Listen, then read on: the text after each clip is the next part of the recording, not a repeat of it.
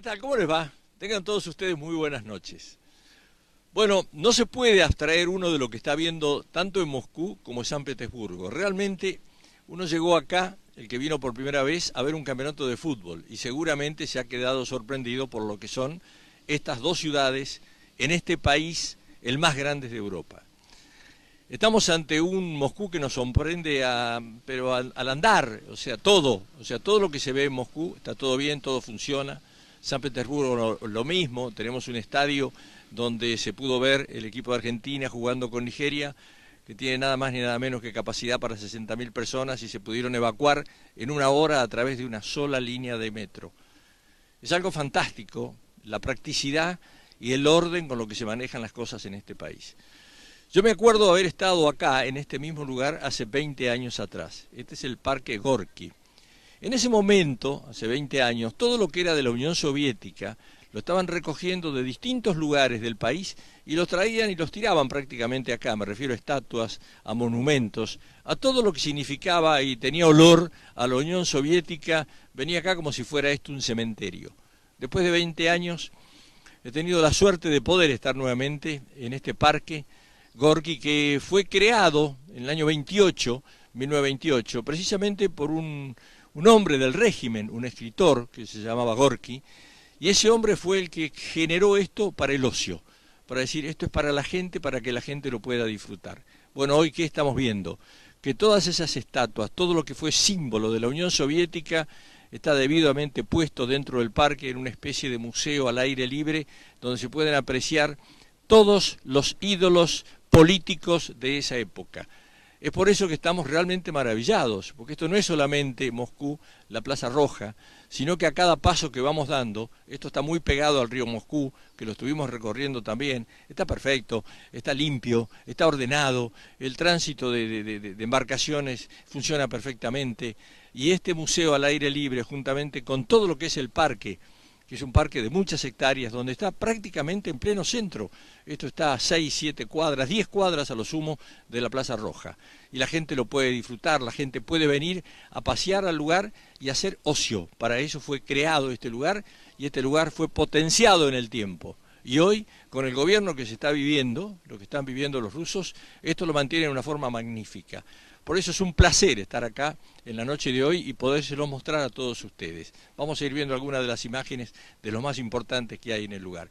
Mientras tanto, le tenemos que decir que estamos en Cara a Cara, que enseguida les damos la bienvenida ya directamente a Romina y a Daniel, que van a llevar adelante la conducción del programa y hoy tienen temas realmente importantes. Va a estar Julio Moreno, un diputado que corresponde al sector de Oviedo, va a estar de Olmedo, va a estar el doctor Guillermo Martinelli con temas realmente picantes en la noche de hoy, juntamente con Claudio del Pla. Un tema que preocupa mucho, que es la construcción. Parece que la construcción está en una situación bastante complicada en nuestro país. El señor Banchik es el presidente de la Cámara Salteña de la Construcción, va a estar, y un hombre que también corresponde al sector de Olmedo. Estamos hablando de Carlos Zapata, un político que hasta hace poquito nada más fue diputado provincial, después quiso ser diputado nacional, no le dieron los números, pero sigue participando activamente dentro de la política local. Es lo que tenemos para esta noche, es lo que tiene el programa para ofrecerles, por lo tanto les pido una pequeña pausa nada más y ya directamente estamos con Romina y con Daniel. Auspician este programa las siguientes empresas: Banco Macro, Lusal, La Casa de la Bodega, Edesa, Hotel del Dique, Transporte Marcilese, AGI Construcciones.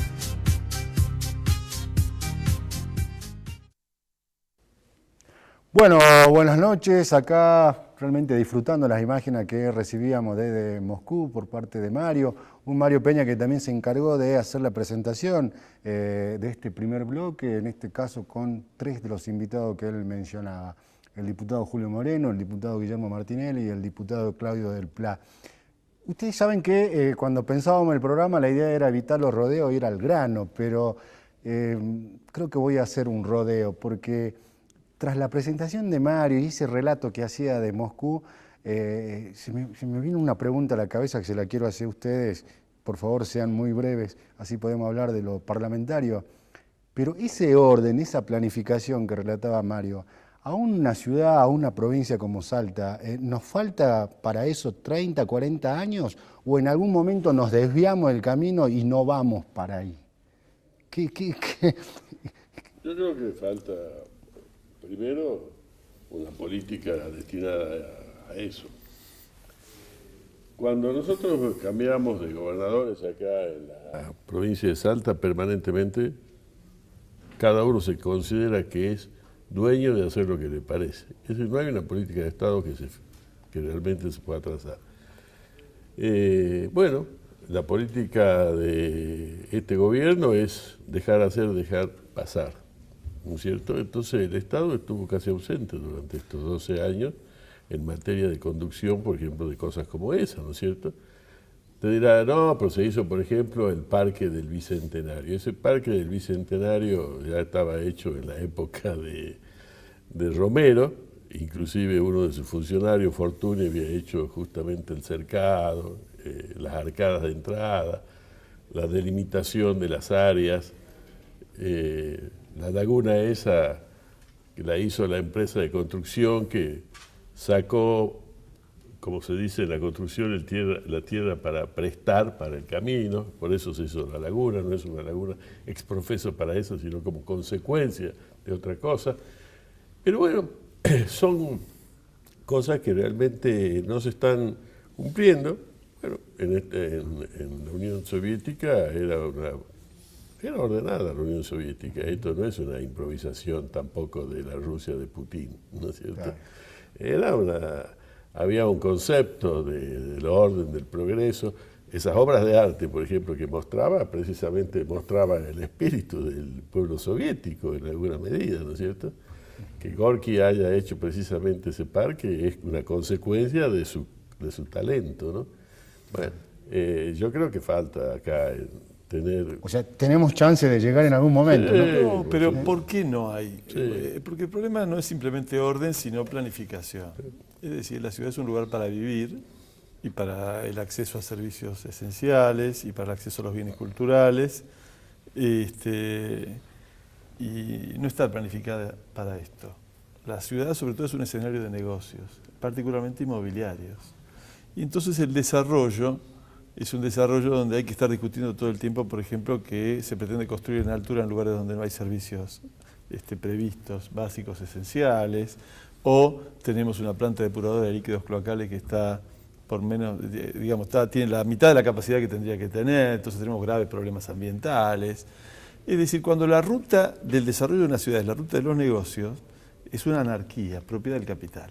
Es decir, van detrás de lo que es negocio, incluso violentan todos los ordenamientos legales y han ido cayendo en el tiempo todos los planes de desarrollo urbano que se enunciaron, pero después no se cumplieron. Entonces no hay reserva de tierra urbana para vivienda, no hay por ejemplo, un adecuado tratamiento de la cuestión ambiental con el principal río que atraviesa la ciudad. Tenemos la semana que viene una sesión de amparo presentada por nuestros abogados y por nuestros concejales y vecinos de la zona sudeste por la contaminación de Arenales.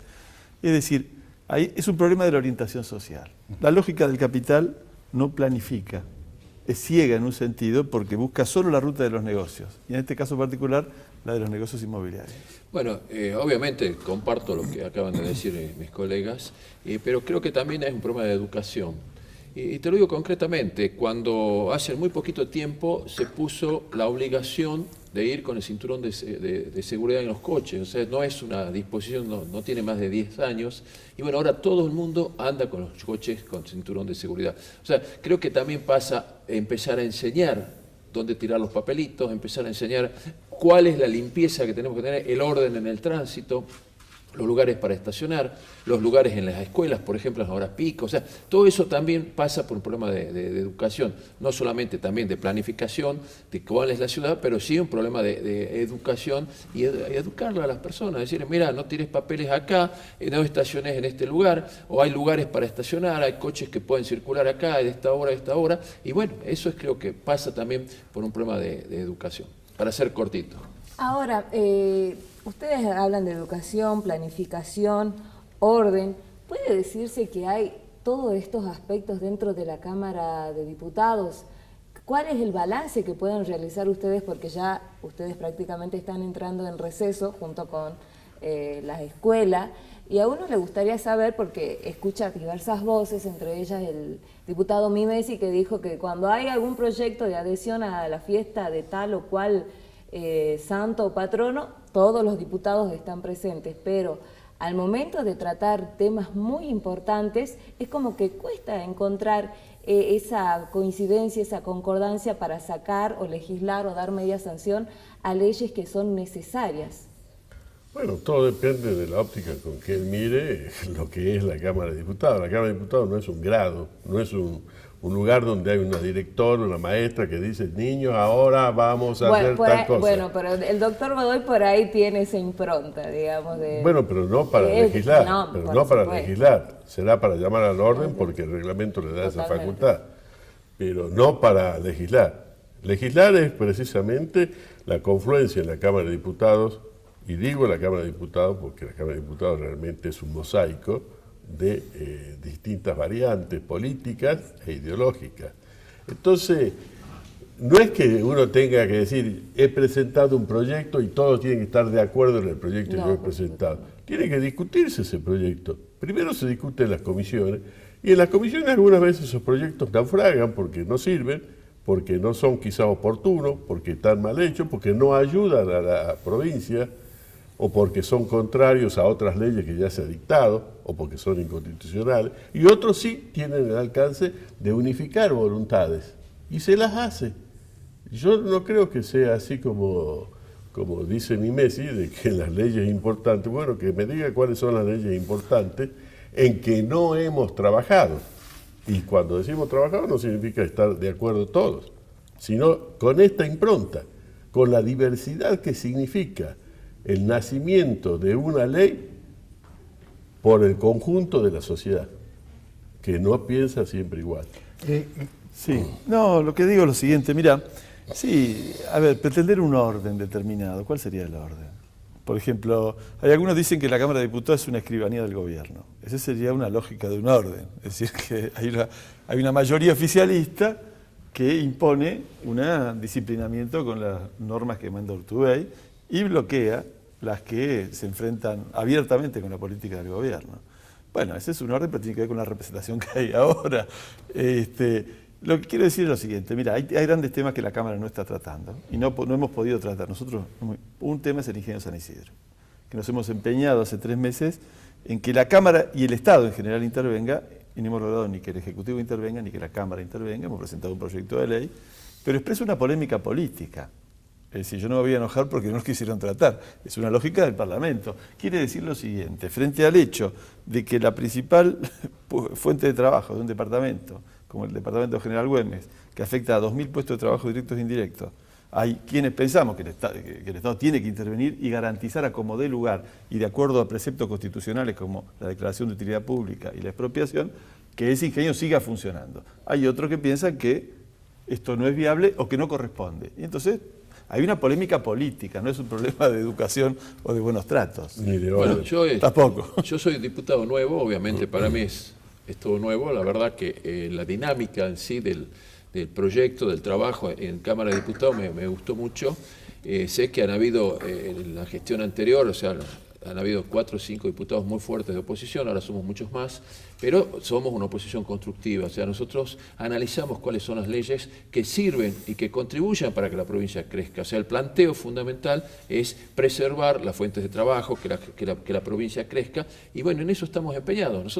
A mí me tocó aprobar, por ejemplo, el presupuesto de este año, la cuenta general del ejercicio, que nos pareció, a mí personalmente me pareció una vergüenza que aprobemos una cuenta general del ejercicio del año 2013, cuando en definitiva tendría que haber sido el 2016. O sea, vienen con muchos procesos de atraso. Criticamos muchísimo el presupuesto, cómo se hizo el presupuesto. Una de las causas grandes del presupuesto es que se hizo un presupuesto que no contemplaba, por ejemplo, los aumentos de sueldo que se iban a hacer a todos los empleados de la administración pública. Obviamente eso es para, de alguna manera, armar con una contabilidad creativa, como yo le digo, un supuesto superávit o un supuesto equilibrio fiscal. O sea, todo ese tipo de cosas lo discutimos en las cámaras y bueno, obviamente contribuimos porque el presupuesto tiene que estar aprobado, por ejemplo. Así que creo que es importante el lugar y estoy por supuesto muy contento, pero sí desde un sector muy crítico de lo que se está haciendo, especialmente en temas económicos. Ahora, hay una cosa, bueno, termina el primer semestre de este 2018. Si uno hace así un pantallazo de la política nacional, creo que varios podríamos coincidir de que el Parlamento Nacional fue como el teatro principal de operaciones. El lugar donde hubieron distintas fuerzas tratando de tejer su alianza, de acumular poder para apoyar o no la direccionalidad política que tiene el país. De hecho, creo que mucha población empieza a ver lo que ocurre en el Parlamento Nacional y demás. ¿Ustedes sienten que el Parlamento salteño también está inserto en esa lógica, en esa especie de aparecer sobre la mesa de ciertos sectores de la ciudadanía que está interesado en saber para dónde vamos? Hay cuestiones que sí, hay cuestiones que movilizan a sectores y hay cuestiones que movilizan a más gente. Por ejemplo, sobre el tema de hacer una modificación en la ley de salud, por ejemplo, que respeta a los empleados de la salud pública de la provincia de Salta, han participado una serie importante de colegios profesionales, de interesados en otras disciplinas que no sean solamente los médicos, es decir, hubo una movilización muy importante. En otras, con los docentes también ha pasado, ¿no es cierto? Bueno, como dice Claudio, el tema del ingenio, realmente el ingenio se ha movilizado muchísimo, ¿no es cierto? Claudio estaba presidente de la Comisión de Trabajo y Previsión, se han hecho reuniones, han venido los sindicatos, antes también participó el año pasado, por ejemplo, con la cuestión del tabacal, es decir, hubo participación. Yo no digo al mismo nivel de la nación, pero sí, no, la Cámara se involucra, la Cámara de Diputados, sobre todo la Cámara de Diputados, sí se involucra, quizás no en todos ni con la misma enjundia en que lo hacen otros sectores, pero sí, hay una vocación de participar. Y ahora viene lo más importante, me parece, el tema del presupuesto. Usted lo mencionaba, Moreno, porque bueno, los recortes, los ajustes que el gobierno nacional debe hacer van a estar sintetizados ahí y eso implica también para las provincias ajustes y recortes. Yo sospecho, en principio, que ustedes tres se van a oponer a ajustes desmedidos o de cualquier tipo, en tu caso, Claudio. Pero bueno, al frente hay un ejecutivo provincial que también juega, que también pone sus peones en la mesa, perdón, peones no lo digo despectivamente, sino como pieza de un tablero de ajedrez. Y la pregunta, la posición es simple, decir, bueno, se sabe que el Ejecutivo va a querer que se apruebe ese presupuesto. ¿Cómo van a reaccionar ustedes? O sea, independientemente de los esfuerzos... Pero se va a reaccionar como se viene reaccionando, es decir, el gobierno... No es que de repente esta situación nos sorprende, ¿no es cierto? Nada. El gobierno provincial ya durante mucho tiempo se le ha ido contando las costillas. Y esa cuenta de las costillas decía que realmente no hay preocupación por el desarrollo de Salta, que no hay preocupación por la creación de nuevos empleos, que no hay fomento a las pequeñas y medianas empresas. Ya se le viene diciendo de hace mucho tiempo. Esto no es el producto exclusivamente de la crisis nacional. La crisis provincial es autónoma también, es autónoma. Entonces esto va a existir. Ahora, el presupuesto, ¿qué es lo que tiene? La verdad, una gran desventaja para los salteños, porque como se sanciona el presupuesto, se sanciona con la posibilidad de que el gobernador modifique cualquiera de las partidas que existen. Al modificar cualquiera de las partidas, el ajuste se hace a posterior de aprobar el presupuesto. O sea que estamos condenados. Por eso es importante la cuenta general del ejercicio para que nosotros veamos en función de lo que los superpoderes que se pueden haber autorizado en el presupuesto, cuáles son las funciones que se han hecho, si se han respetado o no se han respetado las partidas que nosotros aprobamos en el presupuesto. No nos olvidemos que el presupuesto es un programa de gobierno. Entonces, si ellos cambian o el Ejecutivo cambia, obviamente nosotros tendremos que, de alguna manera, decir, señor, este no es lo que ustedes planificaron, pero el Ejecutivo sí. se los autorizó a cambiar las partidas y bueno, ahí están las, No por parte las de consecuencias. bloque. Pero Urtubey es el Macri salteño, hay que hablar claro para que, ¿no es cierto? Entonces, es decir ¿Usted que coincide con él eso que es el Macri salteño? indudablemente Va es variando así. de acuerdo a cómo van las cosas. Pero él ha Efectivamente. acompañado desde antes de llegar al poder las políticas que Macri aplicó después y sus diputados fueron y la votaron al Congreso. Es decir, que lo primero que tenemos que saber es que no puede presentarse como víctima a la hora de discutir un presupuesto, nos va a decir, no, lo que pasa es que me mandan una torta chica y entonces yo no soy responsable porque la culpa es de Macri. No, primero veamos que hay una corresponsabilidad. Por lo tanto, cuando discutimos la política de Urtubey, estamos discutiendo también la de Macri. Punto 1. Punto 2. Urtubey dice, sin embargo, y esta semana tuvimos una presentación pública de un proyecto de ley de 117 artículos, que el ajuste de él es distinto al de Macri. Incluso dice que es al revés, que él tiene un ajuste blando y Macri tiene un ajuste duro. Es decir, que lo de Urtubey no consistiría en reducir los gastos y afectar derechos, sino en aumentar los ingresos y fomentar la economía. Entonces presentó el lunes, ante mucho público, de que va normalmente las actividades oficiales, ¿no es cierto? Y dijo, ahora tenemos un plan de promoción del empleo, un plan de promoción de la actividad económica en general. De la inversión. Y bueno, te digo que es un plato recalentado. No tiene ninguna condiciones por sí mismo y menos aún en el contexto económico nacional donde no hay crédito, donde las tasas están por las nubes, Claro, donde todos los pronósticos van a la recesión, ¿no es cierto? Entonces, hay que despejar estas dudas, es decir, primero tenemos acá una política pro fondo monetario, pro ajuste negativo, tanto en la provincia como a nivel nacional. La variable de ajuste hasta hoy, en estos primeros 6 meses del año, ¿cuál ha sido? El salario. El salario de la maestra, el salario del docente, que claramente se ha ajustado 7,5% contra una inflación que estamos ahora en el 14, acumulada 13 por lo menos, si no más, y en perspectiva de crecer. ¿Qué dice Urtubey? No voy a convocar a paritarios hasta por lo menos agosto para discutir aumentos que apliquen casi a fin de año. Es decir, que si Urtubey lo logra, si logra empobrecer a los maestros, a los empleados públicos, con salarios deprimidos, y al mismo tiempo le suben los ingresos, porque la inflación produce suba de ingresos, aunque la economía ande mal, se ajusta la economía contra la pobreza o el empobrecimiento de la mayoría de los empleados públicos de Salta. Y ahora, en todo ese contexto, ¿cuánto va a jugar el tiempo electoral que empieza después del Mundial? Y máxime si gana el Mundial Argentina. Muchos dicen que después del Mundial empieza el camino hacia la presidencia. Entonces muchos dirán, bueno, ¿será la Cámara de Diputados el escenario, así como lo fue la Cámara de Diputados de la Nación para Macri? ¿Será lo mismo para Urtubey?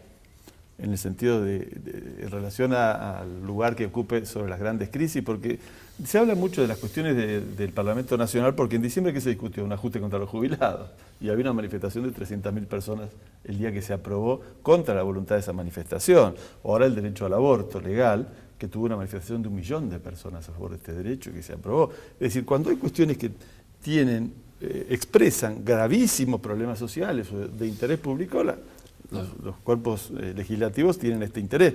Hubo 2 grandes manifestaciones muy masivas por el tema de la ley de expropiación al San Isidro frente a la Cámara de Diputados de Salta. Pero ahí lo que no entiendo, a ver, usted dice Urtubey es el Macri salteño. Coincidimos, a ver.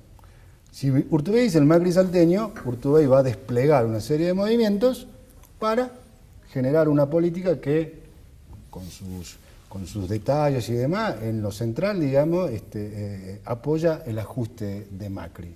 Entonces, lo que yo pregunto es, ustedes como opositores, porque Urtubey va a hacer todo eso, según dice usted, ¿cómo van a representar con cierta capacidad de éxito a aquella parte de la población, digamos, hay un planteo que hay que está de acuerdo con entender. eso? Hay un planteo que hay que entender. Porque si no es como que tenemos que cerrar nuestra el partido, provincia digo. depende muchísimo de los ingresos nacionales. Obviamente, si los ingresos nacionales nos recortan, que eso es un poco el planteo que está haciendo en este momento Urtubey, decir, bueno, nos recortan los ingresos, alguien tiene que pagarlo, obviamente, coincido, no van a aumentar los sueldos porque tampoco va a haber mayores ingresos, porque ¿qué es lo que están haciendo? Están restringiendo los gastos con la ley del pacto fiscal, de bajar el déficit fiscal, etcétera. Todo eso contribuye a que los ingresos que va a recibir las provincias van a ser muchísimos menores. El planteo pasa acá a partir de ahora, es decir, bueno, ¿cómo generamos mayores riquezas para la provincia, para que queden en la provincia? Bueno, a través de inversiones. Y es un poco el planteo que pueden haber hecho con esta ley, que esta ley que se aprobó hace poquito es un compendio de todas las leyes de incentivos fiscales, incentivos a las inversiones que tiene la provincia, que la competencia que se va a venir, si es que vienen y cuando vengan las inversiones, va a ser también con las otras provincias. Entonces el planteo es no solamente decir, bueno, traigamos las inversiones, sino compitamos con las otras provincias, que eso realmente va a ser una competencia muy fuerte que ya se está dando, que provincias que tienen, por ejemplo, una tasa de gravabilidad de impuestos a las actividades económicas en el comercio, que está en un 3, un 3,6%, nosotros estamos en un 5%, evidentemente estos son números muy finitos que hay que tener muy en cuenta para cualquier inversor que quiera venir a invertir en la provincia. O sea, no solamente va a ser la restricción de gastos que va a venir desde la provincia como consecuencia de los acuerdos que se han hecho con el Fondo Monetario, otras instituciones financieras, sino también el esquema de decir, cada vez va a haber menos dinero, ajustense ustedes de acuerdo como les vengan, y por otro lado la misma competencia de las probables inversiones que puedan haber con respecto al resto de las provincias. Así que no es un panorama del todo claro ni bueno que nos viene para adelante. Por la oposición. Mira, acá la única oposición efectiva se expresó el día lunes pasado en el paro nacional, que fue realmente muy numeroso, de una gran adhesión que trascendió completamente a los convocantes y abarcó a diversos sectores sociales que se manifestaron en protesta ese día. Para adelante, ¿qué hay? Una economía que se descompone más, agravios mucho más severos, cayó la bolsa brutalmente esta semana, nuevamente el problema del dólar, que es un factor de confiscación del ingreso popular. Entonces, la oposición va a venir del lado de los trabajadores. ¿Por qué? Porque no se trata de empezar a ver qué alquimia hacemos en el 2019, falta una eternidad. A este ajuste hay que pararlo ahora. Si hubo un paro nacional y se demostró que este ajuste contra la mayoría de los argentinos, tendría que haber una continuidad. Y tendría que haber una dirección obrera, que el sábado pasado hemos tenido una reunión muy importante de 4.000 dirigentes obreros, completamente distintos a lo que dirige la CGT, es decir, que expresa una posición combativa, consecuente, democrática del sindicalismo, que quieren darle continuidad a esta lucha porque tenemos que tener otra salida. Con el esquema del FMI la mayoría de los argentinos nos embromamos. Ahora es inaudito que realmente el gobierno nacional y el gobierno provincial pasen el día lunes 25 como si nada hubiera pasado. Yo no sé qué es lo que pretende realmente de la gente que está afectada. Que la gente manifieste su disconformismo y su rebeldía de una forma violenta. Resulta que cuando son pacíficos es como si no hubiesen existido. Cuando son violentos los castigan durísimamente y pareciera ser que es la única forma de que puedan ser visibilizados. La gente no hace la huelga porque es un deporte. La gente hace la huelga porque está disconforme con lo que le está pasando al país, lo que le está pasando a cada uno de ellos y su familia. Y eso y decir, Triaca, esto no significa nada. Peña diciendo, al otro día hay que volver a trabajar, así que ¿para qué hace la huelga? Eso es no tener capacidad inteligente de gobernar. Porque esa es la demostración del pueblo, del disconformismo que se está haciendo. ¿Cómo no se va a atender eso? Y con la misma correspondencia tiene que ser en la provincia de Salta. Porque la huelga fue también en Salta. Entonces, no es que Salta estuvo exenta de la huelga porque acá se está en el mejor de los mundos. Entonces, los gobernantes tienen que estar, si no están llevando al pueblo a situaciones que no se quiere el mismo pueblo protagonizar. Bueno, así terminamos nuestro primer bloque, esta mirada macro, si se quiere, de la política y la economía nacional y provincial. Y en el próximo vamos a estar con distintos actores, si se quiere, agentes económicos, para analizar más en profundidad esto que acá se mencionó, ¿no? La ley de promoción y estabilidad fiscal para la generación del empleo. Y nos vamos a preguntar lo obvio, si esta ley sirve para torcer el rumbo económico que tiene la provincia. Desde ya, muchas gracias por... Gracias a vos. Y saludos a Mario. Que disfrute Rusia. Evidentemente lo está disfrutando. Y vamos a Argentina. Bueno, Rusia se deja, obviamente, disfrutar.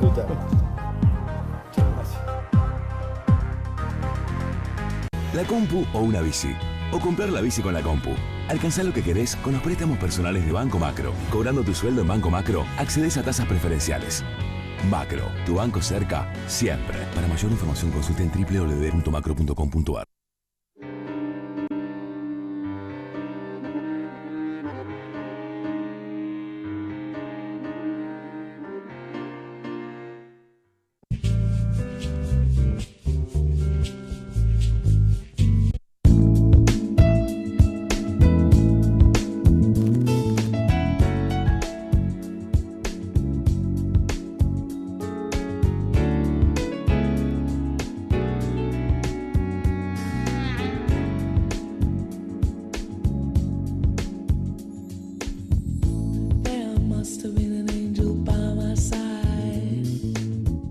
La sensación de sentirnos seguros es única. Nuestros seguros lo acompañan toda la vida y eso significa tranquilidad. Instituto de Salta. Seguros para toda la vida. Con el respaldo de Swiss Medical Group.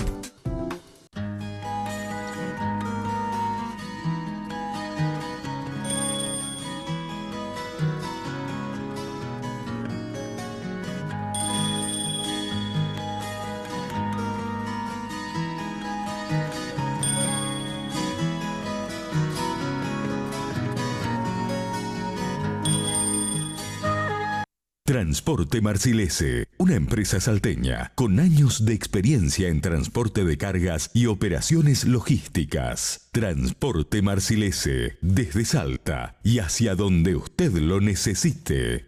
La compu o una bici. O comprar la bici con la compu. Alcanzá lo que querés con los préstamos personales de Banco Macro. Cobrando tu sueldo en Banco Macro, accedes a tasas preferenciales. Macro, tu banco cerca, siempre. Para mayor información consulta en www.macro.com.ar.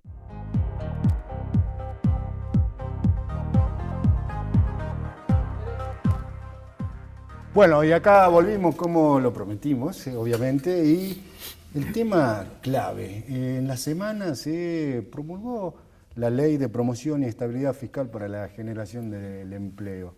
Y obviamente con mucha expectativa por parte por lo menos del gobernador y del Ejecutivo Provincial, con que este instrumento legal sirva para amortiguar al menos los efectos de la crisis económica nacional, ¿no? Y tenemos a personas que saben, que están ahí en el ruedo económico provincial, en el día a día. Me refiero al señor Jorge Banchik, presidente de la Cámara de Construcción. Muchas gracias por venir, Jorge.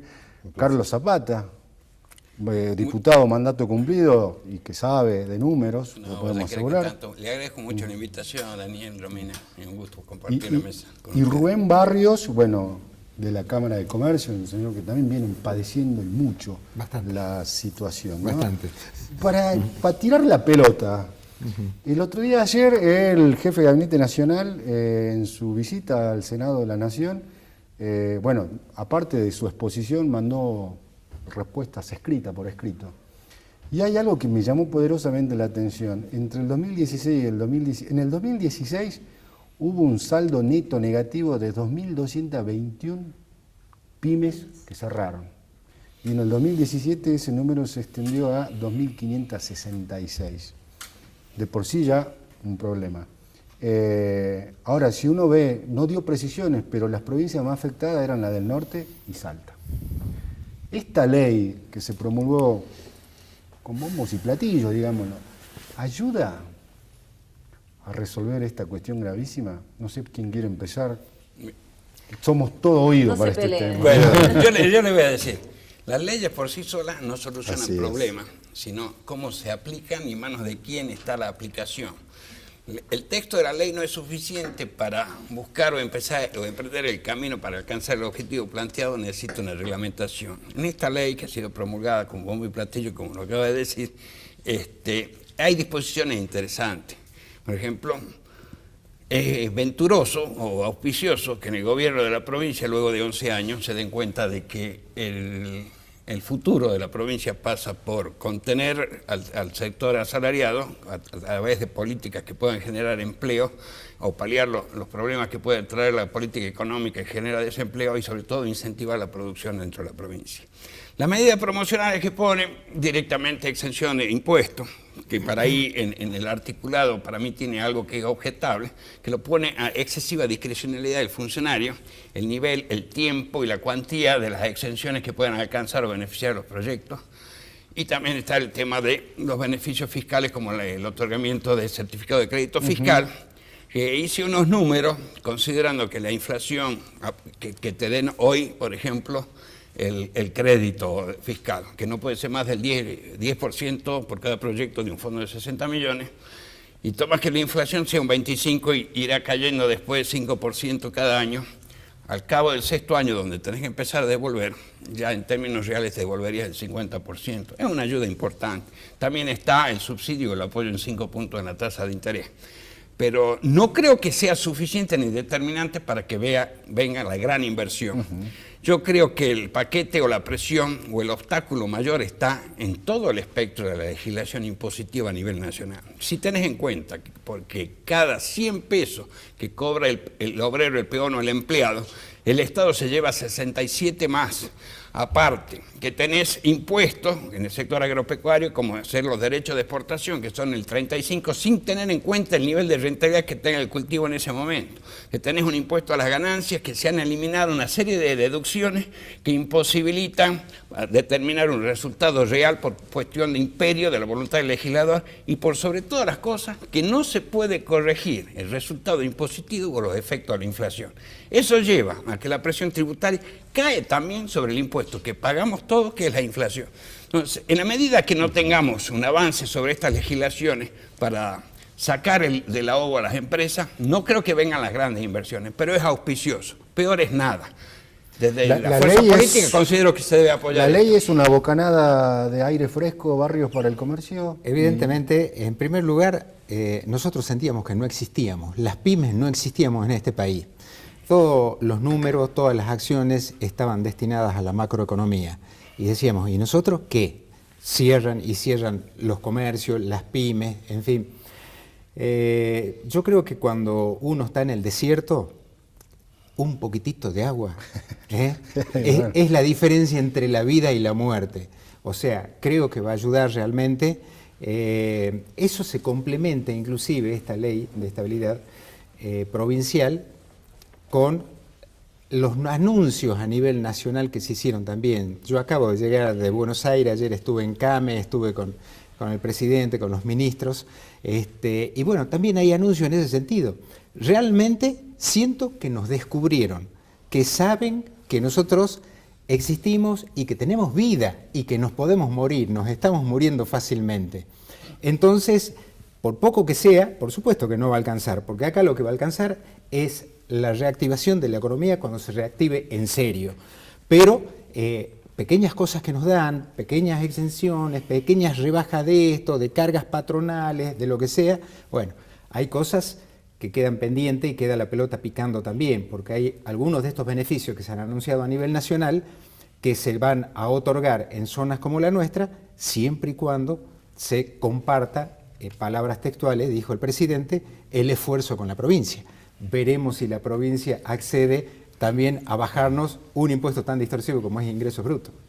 Ahora, ¿es creíble esta intención del Ejecutivo Provincial de brindar estabilidad en un contexto nacional incierto? Muchos dicen caótico, muchos dicen sombrío, con una inflación que primero iba a ser del 15, después saltó al 17, después saltó al 25 y parece ser que vamos a llegar al 30 a fin de año.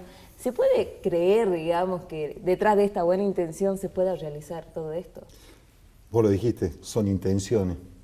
Yo lo que veo, y comenzaste vos diciendo qué es lo que ven, si esto realmente va a funcionar. Acá la verdad los ciudadanos tenemos que también tomar conciencia de dónde estamos parados. O sea, hoy estamos en una crisis. O sea, no es una crisis común y corriente, porque toda la vida, yo desde chico, la Argentina siempre estuvo en crisis. Y hoy el Estado, de alguna manera, te está dando una herramienta para poder ordenarte, para poder salir adelante, distinta. Es más, me encanta que la que lo va a manejar sea la Graciela Pinal de Cid, que me parece una persona extraordinaria, muy coherente y una persona que realmente puede funcionar, pero depende de los municipios que se adhieran, depende de los gremios que realmente nos ayuden para que podamos poner gente y que realmente podamos pagarlo. Porque todo esto, a la larga, lo que significa es voy a volver a tratar de hacer girar la rueda. Porque hoy la rueda se está frenando, la rueda, aquellos que realmente pagamos impuestos, somos muy pocos. Lo que queremos es aumentar realmente la torta de la gente que paga impuestos y cuando el mismo Estado de alguna manera ayuda a aquellos que están en la clandestinidad o en lugares donde no tendrían que estar y no los frenan, la verdad que es complicado. Esto, de alguna manera, te da un aire fresco, te da la sensación de que aquellos que venimos trabajando y haciendo las cosas, podemos seguir creyendo, podemos seguir invirtiendo. Tenemos que sumar con todo el resto de la ciudadanía un montón de cosas. Ahora, para los que no somos expertos, ¿no? Leyes de promoción, bueno, así como vivimos permanentemente en crisis, también vivimos escuchando permanentemente leyes de promoción. ¿Cuál sería para el ciudadano común, como nosotros, la diferencia entre este paquete? Bueno, primero que es mucho más numeroso en cuanto a artículos, ¿no? Pero digo, ¿cuáles serían en lo central la diferencia entre este tipo de promoción y la que existieron antes? Lo innovativo que tiene acá es lo que se llama estabilidad fiscal, que van a mantener las condiciones para las pequeñas, medianas y pequeñísimas empresas. No va a haber cambios en el esquema tributario, no se lo van a aumentar, pero claro, como después que me han dado el super azote con el aumento de impuestos. Así es. Nos dieron el super azote con el aumento de la tasa de actividades económicas, ¿no es cierto?, ingresos brutos a fin del año pasado, y bueno, ahora que ya está arriba, está bien la estabilidad. Yo soy escéptico con respecto a todo esto, porque el verdadero mal de la economía no está en que la provincia dé o no dé una medida de incentivo. El verdadero mal que afecta a toda la actividad económica y los distintos sectores surge de una cosa que es tremendamente grande, que es el Estado y su déficit fiscal, que termina degenerando las relaciones económicas a través de la emisión monetaria, la intervención en el sistema financiero, llevando tasa al 47%. Hoy me dice usted, ¿va a preparar o va a hacer un proyecto de inversión? Si yo no tengo el dinero contante insonante y no tengo el número que me cierre, yo no pongo un peso sobre la tierra o en fierro, porque si yo necesito pedir prestado, voy a tener que pagar de movida como mínimo una tasa del 47%, cuando la inflación dice usted que va a ser un 30%, o sea que la tasa de interés está un 50% arriba de la inflación. Es decir, que nosotros vamos a pagar en términos reales 15% por arriba de la inflación. En el mundo no hay una tasa activa de un banco que llegue al 15%. Entonces, esa situación es muy perjudicial. Y creo que la situación del país va a tender a estabilizarse. Tenemos que hacer votos y colaborar y poner toda nuestra voluntad hacia que se estabilice. Pero el gobierno ha hecho muy poco, ha perdido mucha credibilidad. Desde los anuncios súper optimistas cuando asumió, el hecho de que no haya revelado la verdadera situación en que recibió las cuentas públicas, la situación del Estado, y que ahora creo que con el mensaje que dan lo perjudica más a la credibilidad del Estado en el exterior, porque salen a decir de que no dijeron en su momento que la Argentina estaba fundida, porque si no, no iban a obtener dinero para poder salir adelante. Yo, acreedor, lo escucho decir eso a mi deudor, le digo, no le pongo un peso más, porque me mintió antes, ¿qué me irá a decir ahora? Yo creo que hay que ser escéptico, pero no hay que perder las esperanzas y sobre todas las cosas no hay que perder la voluntad de colaborar. No es colaborar con un gobierno, hay que colaborar con el país, con la patria. Hay que sacrificarse. Es necesario hacer un gran sacrificio, pero el sacrificio tiene que estar bien distribuido. No puede beneficiarse solo la clase política. Mi formación viene de la historia. Cuando nos formábamos como estudiantes decíamos lo siguiente, los ejemplos contrafácticos. Entonces, para tomar un ejemplo burdo, decíamos, bueno, si la nariz de Cleopatra hubiera sido un poco más larga y era un poco más fea, no se hubiera conocido con Julio César y no hubiera pasado todo lo que pasó.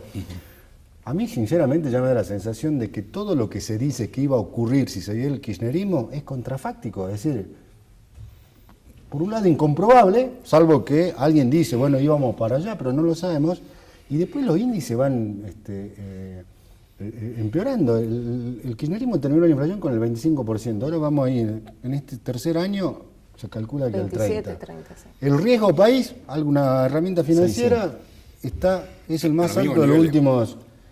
Alcanzó los mismos niveles que el 2015, y lo que ha subido mucho es el seguro que deben tomar los tenedores de bonos argentinos por el seguro de default. Eso subió bastante. Pero, ¿cómo a ver, la construcción? Que hoy están, parados y demás. Y uno, a pesar que ve movimiento, ¿no? Dentro de lo que es el centro de la construcción de los privados. Mira, Salta, hasta el año 2001... yo te puedo decir que el 90% de la obra que se ejecutaba era obra pública, no había obra privada. A partir del 2001, después de la crisis del 2001, la gente empezó a pensar en cómo cuidar su propio dinero. Ya habíamos tenido varios Bonex 89, habíamos tenido esquemas que nos habían licuado el dinero y la verdad que fue complicadísimo. Entonces la gente dijo, lo llevo a ladrillo.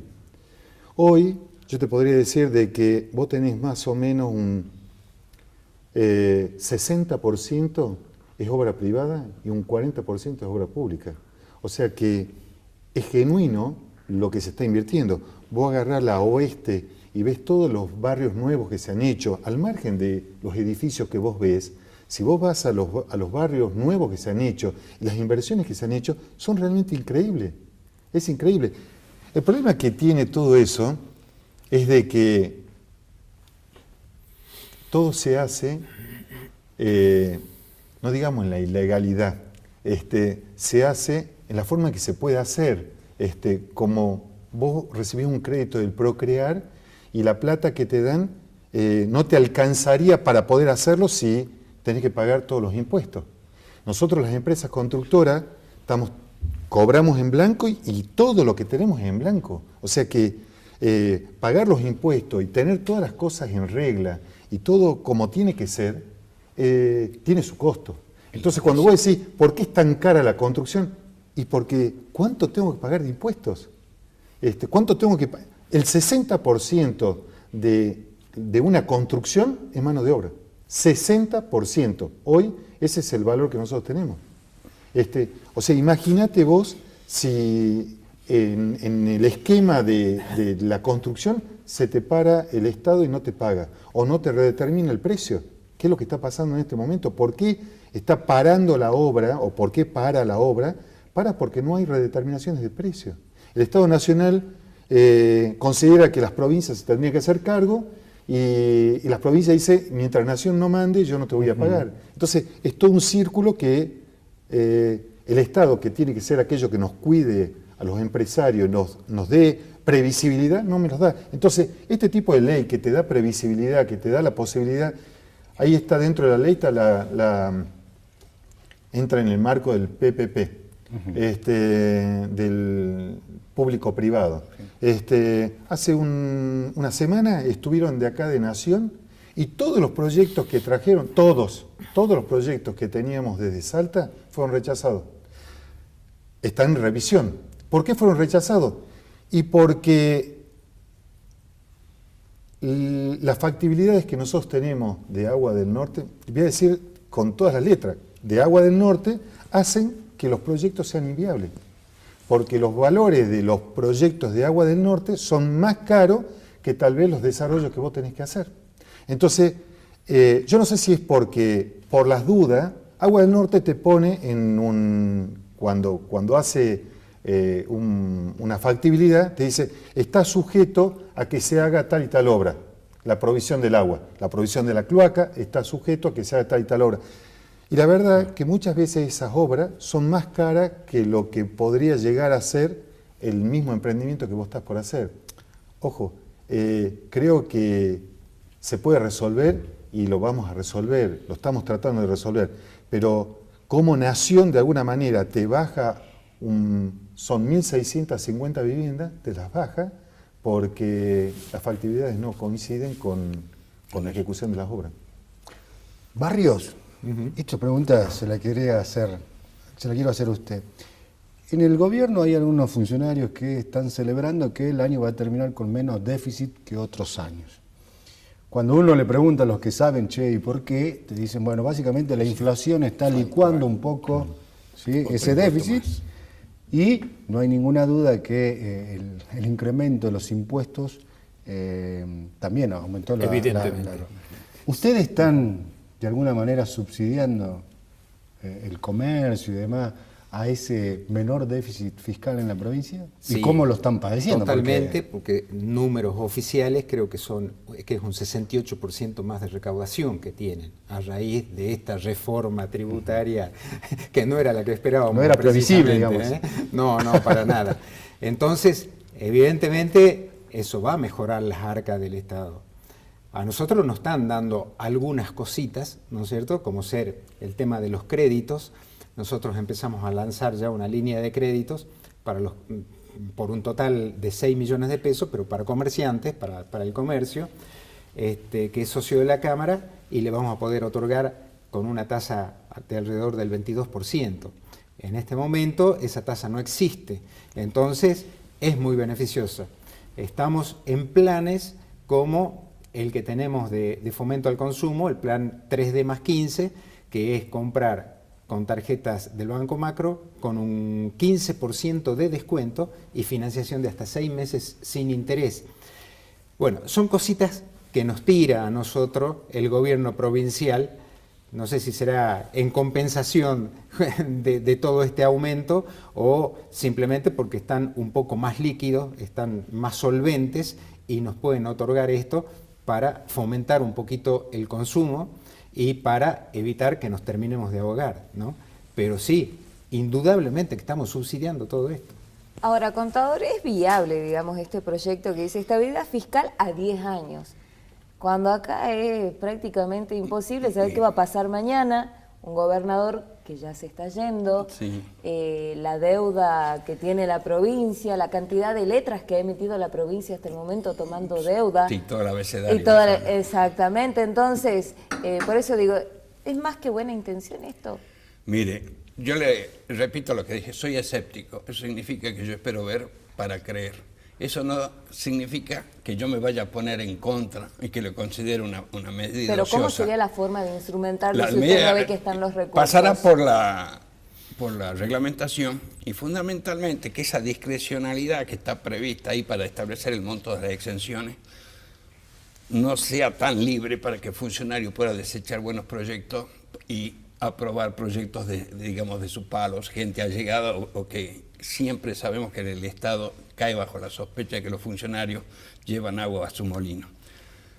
No va a haber solución, no va a haber crecimiento en la medida de que no tomemos medidas que vayan directamente a la raíz del problema. La raíz del problema es un Estado elefantiásico, muy caro y que se lleva buena parte de los recursos de los ciudadanos. Cuando uno habla de Producto Bruto, usted sabe qué es. Lo que consume la gente, más lo que ahorra, más lo que invierte, más el gasto del Estado, más las exportaciones, menos las importaciones. Cuando incide mucho el gasto del Estado en la composición del producto es donde pasamos a estar mal, porque el Estado se está llevando buena parte de los dineros en impuestos, gasta mal y atrasa las otras variables que serían consumo, ahorro, inversión. Uno va a crecer en medida que exista dentro del componente del producto una alta tasa de inversión, que haya un buen nivel de ahorro que pueda financiar préstamos para el crecimiento. Entonces, el Estado grande no sirve. Olmedo, nosotros estamos preparando toda la propuesta electoral para el próximo año y nosotros estamos trabajando en 3 bases o en 3 ejes. Achicamiento del Estado, ¿no es cierto?, fortalecimiento de la producción y rebaja de impuestos. Todo eso tiene un costo y hay que ver cómo se financia. No se puede financiar ociosamente con un fondo del Bicentenario. Usted sabe que Urtubey recibió y cada 10 pesos que recaudaba le quedaban al principio 2 pesos para obra pública. Hoy le quedan 7 centavos si llega a ejecutar. Entonces, ¿cómo va a financiar? Vamos a tomar un fondo del Bicentenario que no sabemos qué pasó con el 50% del dinero porque eso está en plazo fijo, mientras se devalúa, corrió 50% el dólar en 2 meses y lo tienen colocado, no sé, al 30%. Creo que el Estado no está para hacer negocios financieros, sino tomar dinero cuando lo necesita para reactivar y no guardarlo, mientras tanto para financiar el gasto corriente. Una vez que se elimine el problema de la pesada carga que es para la construcción, para el comercio, para el público en general, el Estado, la Argentina va a tener un horizonte promisorio. El Estado grande ha significado que durante los últimos 70 años aumentó la pobreza. Dicen que el Estado está para atender a los más desposeídos, a los sectores más vulnerables. Creció el Estado y aumentó los sectores vulnerables. Bueno, Jorge Banchik, Carlos Zapata, Rubén Barrios, le agradecemos enormemente su tiempo con Cara a Cara. Esto es lo que tuvimos para ofrecerle hoy a ustedes, televidentes. Como ven, en esta cuestión de la economía y demás, nada está cerrado, todo está abierto, veremos cómo sigue el pulso de los días en adelante. Y bueno, y despedirnos hasta la próxima semana. No sin antes agradecer, como siempre, a la gente de Hexágono de Tobasco, que usted sabe, Carlito, cómo me viste, ¿no? Sí, por supuesto. Así que muchas gracias a todos y nos vemos Tiene encandilado. la próxima semana.